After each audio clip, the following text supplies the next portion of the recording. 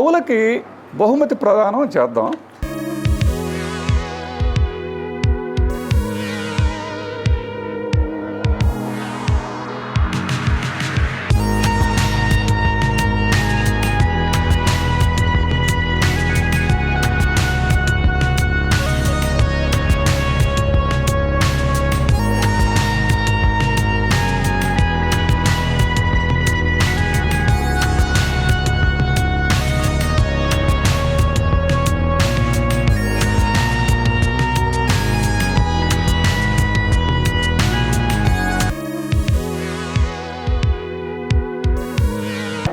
ఇంద్రగంటి మధుసూదనరావు గారు ప్రథమ బహుమతి విజేత, వారి కవిత వినిపిస్తారు.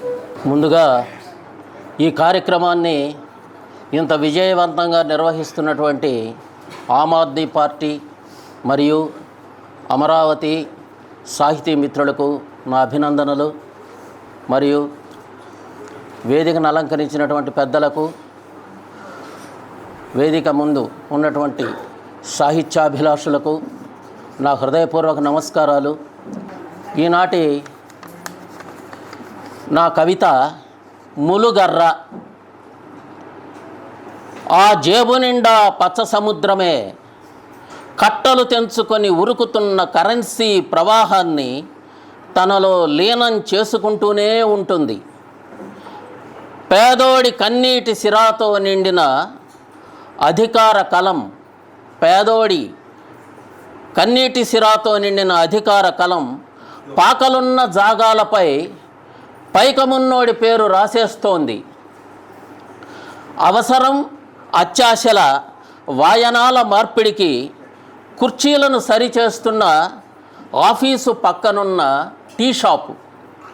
అవసరం అత్యాశల వాయనాల మార్పిడికి కుర్చీలను సరిచేస్తున్న ఆఫీసు పక్కనున్న టీ షాపు. సమస్య పరిష్కారానికి ఇచ్చిన దరఖాస్తు చెత్తబుట్టలోకి ఎగిరిపోకుండా బలమైన పేపర్స్ వెయిట్ను పెట్టాల్సిందే.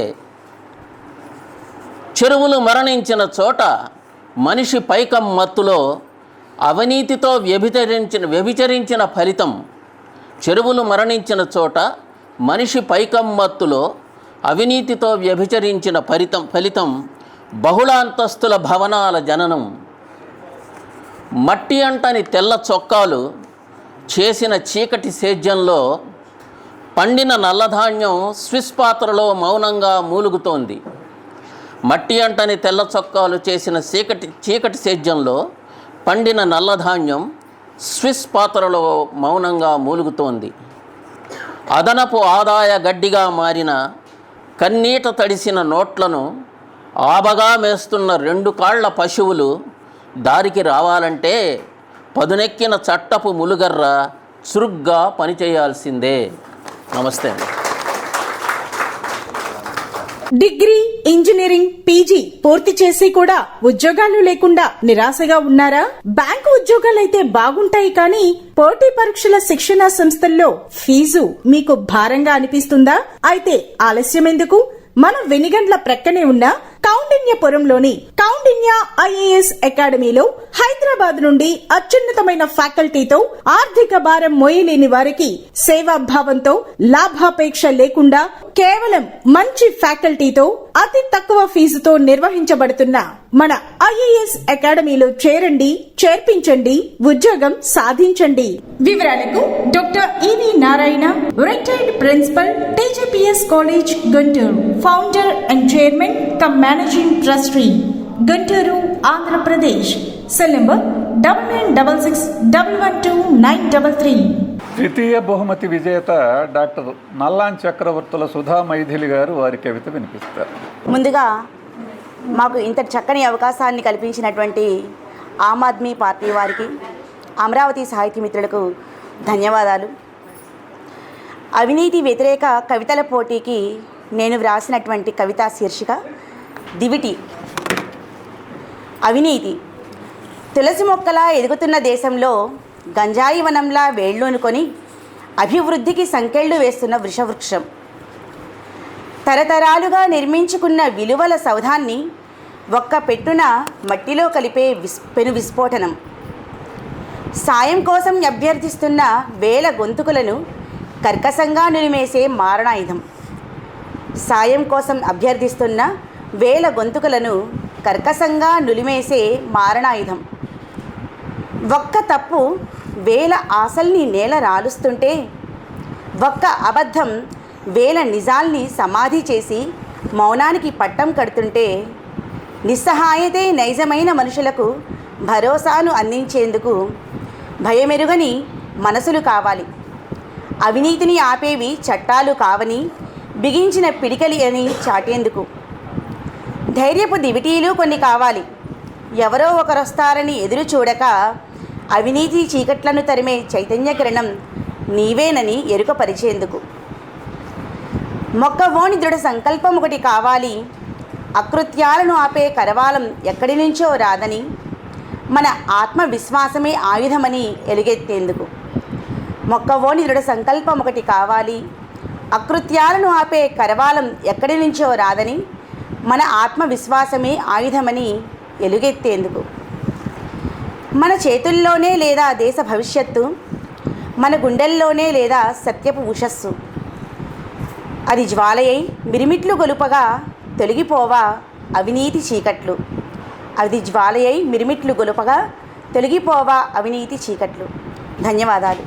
తృతీయ బహుమతి విజేత ఎర్రాబత్తిన మునేంద్ర గారు, నెల్లూరు, ఇప్పుడు వారి కవిత వినిపిస్తారు. వేదికను అలంకరించిన పెద్దలందరికీ నమస్కారాలు. వేదిక ముందున్న పెద్దలందరికీ కూడా నమస్కారాలు. ముందుగా ఆమ్ ఆద్మీ పార్టీ వారికి, తర్వాత అమరావతి సాహితీ మిత్రులకు నా కవితను ఎంపిక చేసినందుకు వారికి హృదయపూర్వక ధన్యవాదములు. మరియు న్యాయ నిర్ణేత అయినటువంటి రాజలక్ష్మి మేడం గారికి కూడా హృదయపూర్వక ధన్యవాదాలు తెలుపుకుంటున్నాను. ముందు నేను మొదటగా ఫస్ట్ రాసిన కవిత అవినీతి మీదే రాశాను. 2011లో రాశాను. అది ఒక మ్యాగజైన్లో ప్రచురించబడింది. అప్పటి నుంచి కవిత్వం మీద నాకు ఉండేది, అంటే రాద్దామని. తర్వాత రకరకాల అన్నిటి మీద రాశాను. భావ కవిత్వం అన్నీ రాస్తున్నాను. కవితా సంపుటి కూడా నేను రిలీజ్ చేశాను. నా కవితా శీర్షిక నిజాయితీ ఊపిరి. మదమెక్కిన పాషాణ హృదయాలు కొత్త జన్మలు ఎత్తుతున్నాయేమో, కనీస విలువల కాలగర్భంలో కలిపేస్తూ సుమతి వచనాలను పెడచెవిన పెట్టేస్తుంటే మానవత్వం మరణశయ్యపై రోధిస్తున్నది. కోరలు లేని సంఘజీవికి కాసుల విషం తలకెక్కిందేమో, నరనరాన స్వార్థపు నెత్తురు ప్రవహిస్తూ అవినీతి మహమ్మారిని చాప కింద నీరై విస్తరింపజేస్తుంటే న్యాయబుద్ధి కళ్ళకు గంతలు కట్టుకొని కుమిలిపోతున్నది. ఐశ్వర్యపు నిచ్చినెక్కుతున్న భాగ్యవంతులు పాము నోట్లో చిక్కిపోతున్నారెందుకో.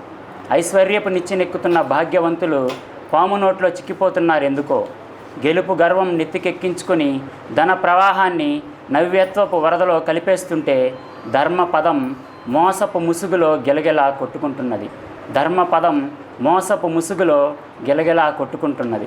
మాట మీద నిలబడలేని జిత్తుల మారి నక్కలు తమ వ్యక్తిత్వాల కర్మాగారం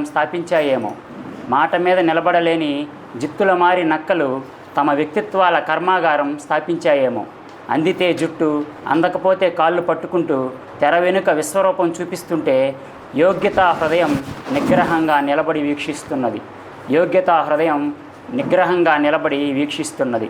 ప్రాణం తృణప్రాయమంటున్న నమ్మకం తేనె పూసిన